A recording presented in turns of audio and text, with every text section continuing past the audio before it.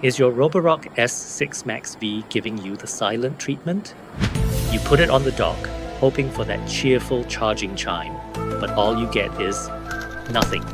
It's become a very expensive, very smart paperweight.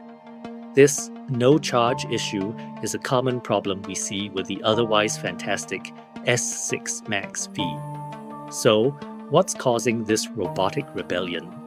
The main culprit is usually a faulty battery that can no longer hold a charge. But here's the twist. We often find that heavily worn filters and side brushes are also to blame. They force the motor to work harder, straining the entire power system and preventing a proper charge.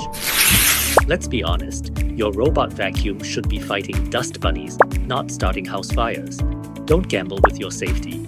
This is where RoboCare comes in. Our expert technicians don't just guess what's wrong.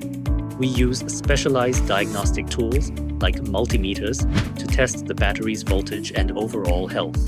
This tells us exactly what's happening. Our deep experience with this model means we know the charging issue is rarely just the battery. We perform a full system check, identifying the worn-out filter and side brush that secretly caused the system overload in the first place. We then replace both the faulty battery and the worn consumables with genuine parts to ensure a lasting repair. But talk is cheap, right? Let's show you the results. And look at it now!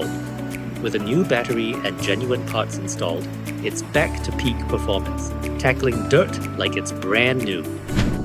Don't replace it, repair it.